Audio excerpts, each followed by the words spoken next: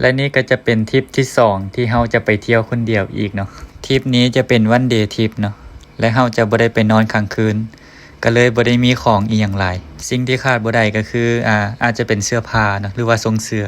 เพราะว่าทริปนี้เราจะไปน้ำตกดิและทริปนี้ก็ระยะทางบ่ไกลเนาะประมาณ140กว่ากิโลเติมน้ำมันถังแรก120บาทและเส้นทางที่เราจะไปแมนออกจากปลวกแดงไปจันทบุรีและที่เราจะไปก็คือน้ำตกกระทิง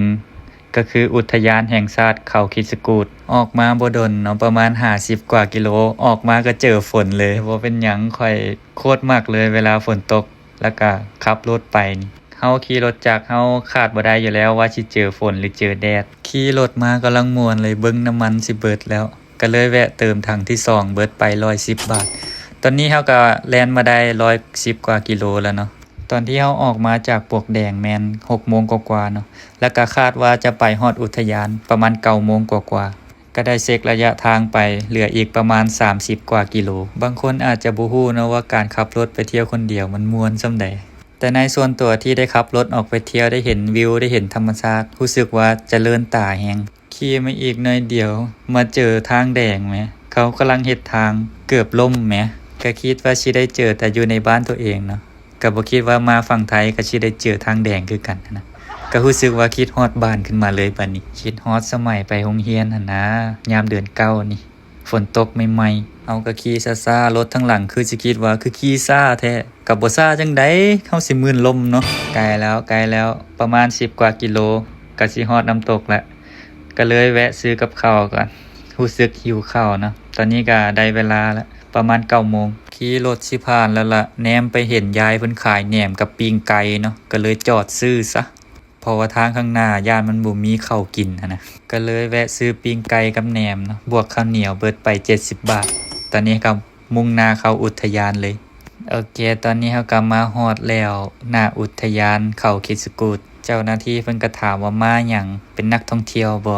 เสียค่าผ่านทางบ่อนนี้เลย10 บาทครับ60ครับ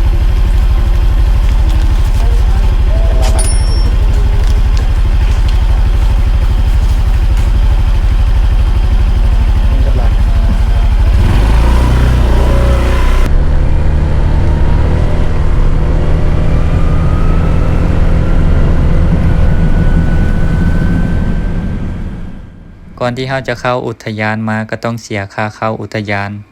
คนโบกรถก็เป็น60บาทเนาะคน40บาทรถ20บาทตอนนี้ก็เข้ามาฮอดที่อุทยานแล้ว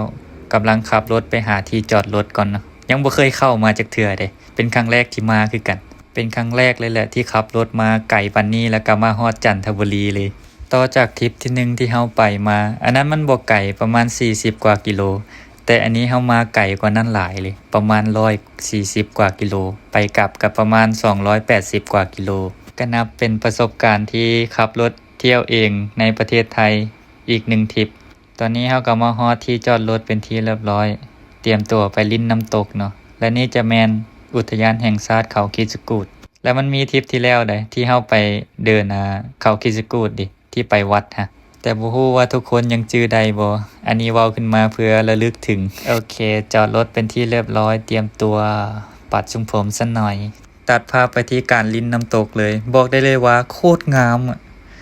ตอนเห็นในรูปหรือว่าในคลิปที่เฮาเบิ่งรีวิวมามันบ่ได้งามปานนี้เด้อันนี้ทุกคนเบิ่งก็อาจจะบ่ได้ว้าวขนาดนั้นแต่สำหรับคอยแล้วตัวจริงโคตรว้าวบอกเลยเดี๋ยวให้ฟังเสียงธรรมชาติน้ำตกฟิน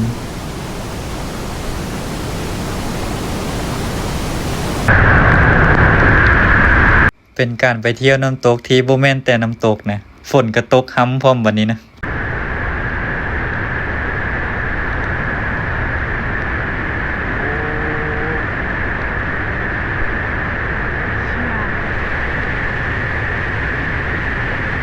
เป็นจังใดเบิ่งแล้วขนาดอยู่ในวิดีโอแล้วนี่ยังงามกว่านี้แล้วกล้องค่อยก็ฝนตกห้ำอีกตอนนี้หั่นนะการถ่ายก็อาจจะบ่แจ้งหรือคมชัดแต่สำนี้ก็โคตรดีแล้วแม่งบรรยากาศน้ำฝนเลย